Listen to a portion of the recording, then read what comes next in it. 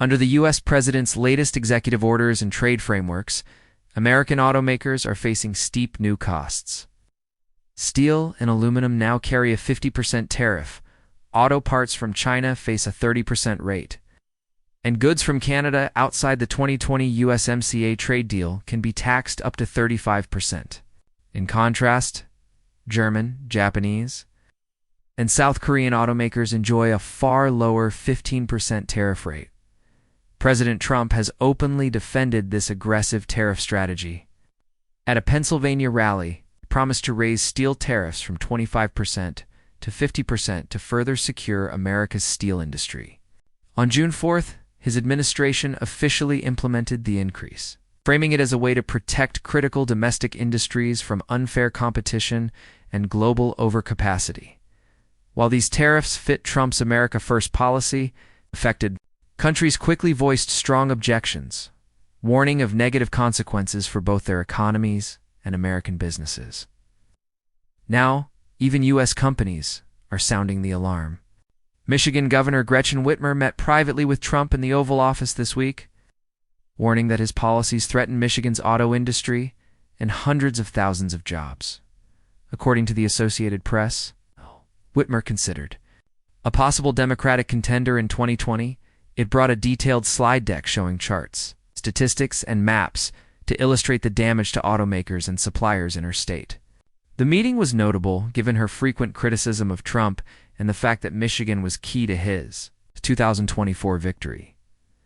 Unlike many Democratic governors who take a combative approach, Whitmer has engaged Trump directly in 3 White House meetings. Since his return to office, this week's conversation was private and focused. She pressed for tariff relief, federal aid after an ice storm, and a delay to Medicaid changes. Trump reportedly made no firm commitments. Industry leaders and economists share Whitmer's concerns, warning that the tariffs could lead to factory job losses, reduced profits, and higher consumer prices. While Trump claims they will revive U.S. manufacturing, the automakers argue they are already feeling the strain. White House spokesman Kush Desai defended the policy, saying no president has done more to restore American auto dominance and that Trump's trade deals will open foreign markets to Michigan-built vehicles. Yet the president's style often favors high-profile business meetings. Just a day after Whitmer's visit, Paul CEO Tim Cook presented Trump with a gold-based glass plaque and pledged $600 billion in investments figures. Trump later claimed amounted to $17 trillion in commitments, though these numbers haven't shown up in official data, adding to industry concerns. Trump has threatened a 100% tariff on imported computer chips, exempting only those made domestically. Automakers warn that most U.S. manufacturers still depend heavily on imports. Whitmer's presentation underscored how Michigan's economy relies on global trade since 2020. Trade with Canada and Mexico alone has brought $23.2 billion in investment.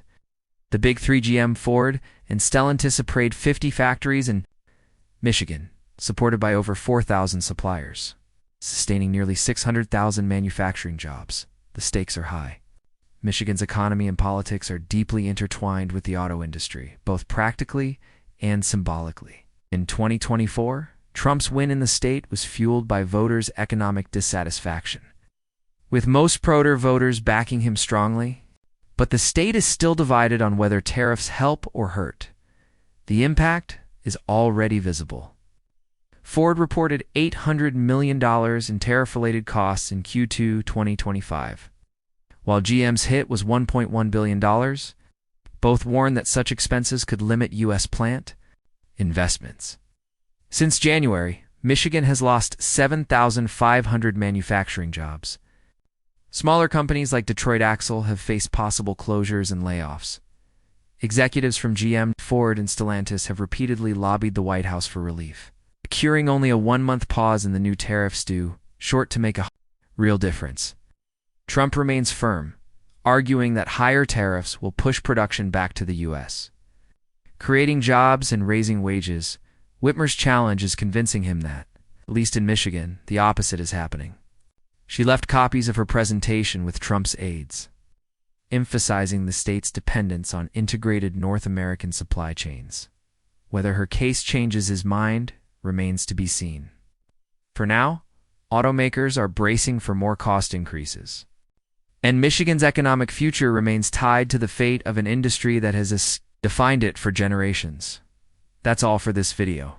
As an independent channel, without corporate backing, we rely on your support to keep going. If you found this video valuable, please give it a thumbs up and leave a comment. It helps others find our work. Thank you for being part of our community. Check out the next video on your screen, chosen just for you.